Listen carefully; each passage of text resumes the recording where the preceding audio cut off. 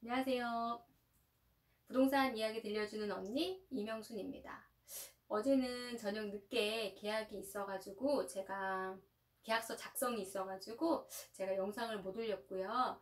이제 오늘 들려드릴 이야기는 이제 어제 제가 이제 임차인분 집을 보여드린 고객님에 대해서 좀 이야기를 좀 해드리려고 해요. 이제 이분은 좀 서울에 거주를 하셨고, 일단은 이제 아마 보증금 일부 조금의 월세를 사시는 고객님이셔요. 근데 일단은 여기로 이제 아파트가 제가 3개가 있다라고 말씀드렸잖아요. 그 중에 제일 퀄리티가 있는 그 아파트는 어제 그제 이제 배우자분이랑 해서 그 집을 좀 보셨다고 하시더라고요. 그리고 나머지 이제 2개 아파트가 지금 입주하고 있는데 거기 아파트를 지금 보고 싶으신 거예요. 그래서 하나는 어제 이제 사전점검 어제까지였다 보니까 어제 사전점검 일에 좀 같이 제가 보여드렸고, 일단은 2개 아파트를 이제 보여드렸는데 최종적으로 고객님이 결정한 아파트는 퀄리티가 제일 높은 이 아파트를 이제 결정을 하셨어요. 근데 지금 현재는 거의 월세로 이제 살고 계시는데 이제 전세로 지금 알아보고 계시더라고요. 그래서 전세가는 고객님 원하시는 금액은 뭐 3억 7, 8천 정도. 그치만 지금 현재 여기 아파트 전세는 근 한 평균 4억 정도에 나간다고 보시면 돼요. 84 타입이. 근데 이제 또 이 고객님은 가격은 저렴한 물건로 찾았지만 또 원하는 옵션이 있었어요.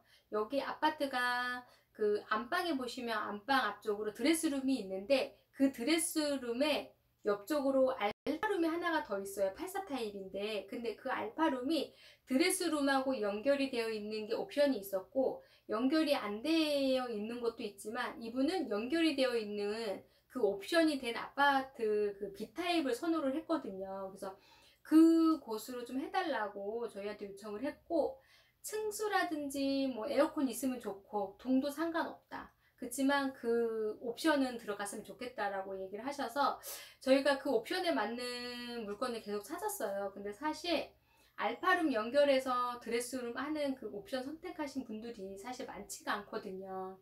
근데 저희가 이제 한 동에 2세대가 있어서 그걸 이제 임대인분하고 이제 통화를 했고, 23층에 하나 있었지만은 4억 밑으로는 절대 안 된다고 하셨고, 이분은 최소 3억 8천까지라고 하셔가지고 좀 금액을 좀 내리려고 해도 임대인이 절대 지금 이거 아니더라도 바로 계약하실 분이 있다라고 하셔가지고 일단은 그거는 이제 포기를 하고, 임차인분한테 얘기했지만 4억 무리라고 해서 안 한다고 하셨고, 그리고 나서 그 밑으로 3층이 또 하나 있었어요. 3층이 또 하나 있어서 그 3층을 저희가 이제 전화를 드렸는데 3억 9천에 내놓는다고 하시더라고요. 물론 여기도 풀옵션에 안방의 드레스룸, 알파룸에 옵션을 선택하신 임대인 분이었고, 그래서 이제는 최종적으로 이제 이분은 이게 이제 마음에 드시다 보니까 이제 이걸로 최종적으로 하기로 하셔가지고 일단은 진행을 하기로 했는데, 일단은 문제가 뭐냐면 이분이 원체 갖고 있는 돈이 없다 보니까 그래서 조금 대출도 많이 받아야 되고 이제 그런 상황이었어요. 근데 일단은 전세자금 대출 90%까지 받을 수 있는 상품이 있는데 그 상품은 아파트가 보존등기가 나야만이 그 상품이 가능하거든요. 근데 보존등기가 나려면 보통 아파트가 보통 입주 기간이 2달이거든요. 사용 승인이 나고 그날로부터 60일 이내로 보통 보존등기를 내주는데, 아무래도 보존등기 낼 때 이제 회사 측에서는 뭐 이렇게 세금을 이런저런 세금을 많이 내다 보니까 웬만하면 60일 다 채워서 보존등기를 내거든요.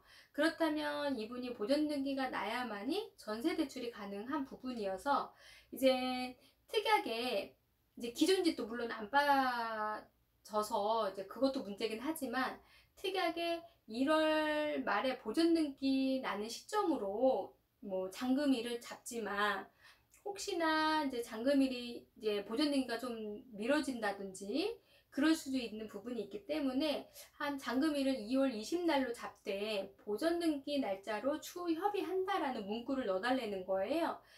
이제 그런 문구를 넣어달라고 했고, 그리고 본인은 이제 대출 전세 대출이 가능 여부에 따라서 혹시나 대출이 안 나올 경우 본인이 낸 계약금을 다시 돌려받는다라는 특약도 넣어달라고 하는 거예요.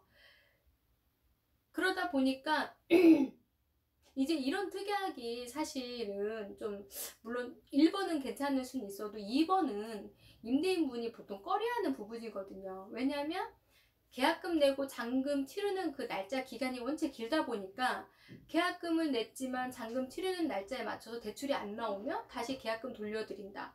그러면 이분 임대인은 한 달, 2달 걸리는 그 시점에서 다시 임차인을 찾아야 되는데 입주 기간은 2달이고 그렇다면 연체이자도 나올 거고 리스크가 굉장히 큰 부분이거든요. 임대인은.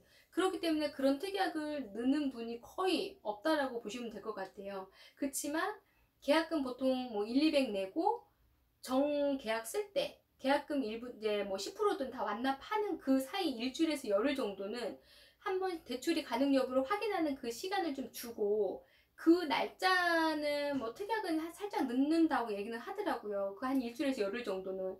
근데 이거는 계약금 입금하고 그리고 나서 잔금 때까지 만약에 대출이 안 나왔을 때는 이 계약금을 다시 돌려준다라는 문구를 쓰는 게 사실 임대인 입장으로서는 진짜 어려운 특약이거든요. 그런 조건을 맞춰야 되는 부분이 있었고 그리고 이제 임대인분도 보존등기가 나고 대출이 가능하다. 이제 이런 부분을 이해를 못 하시는 거예요. 그냥 전세대출 받으면 되지 보존등기까지 기다리면서 받아야 되느냐.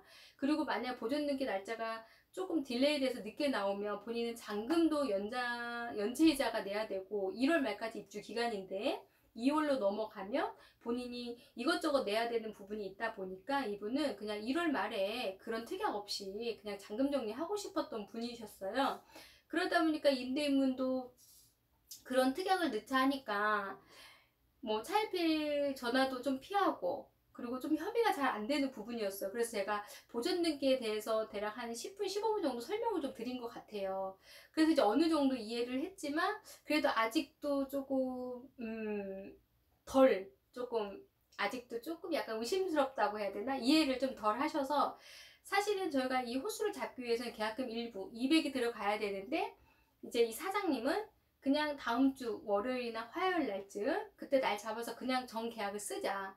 그리고 세입자도 그랬으면 좋겠다라고 얘기를 해서 일단은 지금 계약금 일부가 아직 안 들어간 상태고 일단은 지금 저희는 서로 지금 믿고 다음 주 월요일 날 정계약서 쓸 때 그때까지 지금 믿어야 되는 상황이고 그 이제 사장님한테 제가 말씀드렸어요. 그 대신 일주일 동안 다른 부동산에서 연락이 오면 절대 돈 입금 받으시면 안 된다. 그렇게 일단 약속을 하고 일단 다음 주 월요일 날 기다리기로 했거든요. 그래서 이게 서로 원하는 특약이 좀 다르고 양쪽으로 설득을 좀 해야 되는 부분이 조금 어려운 부분이 있다 보니까 물론 대표님이 임차인분을 핸들링을 했고 저는 이제 임대인분을 제가 이제 핸들링을 했는데 이게 최종적으로 다음 주 월요일 날 좀 가서 계약을 쓰는지까지는 좀 해야 될 것 같고요.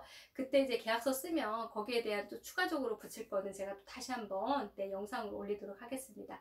네, 오늘은 여기까지 제가 영상 올릴 거고요. 네, 좋아요, 구독 눌러주시면 감사하고 저는 내일 다시 찾아뵙도록 하겠습니다. 감사합니다.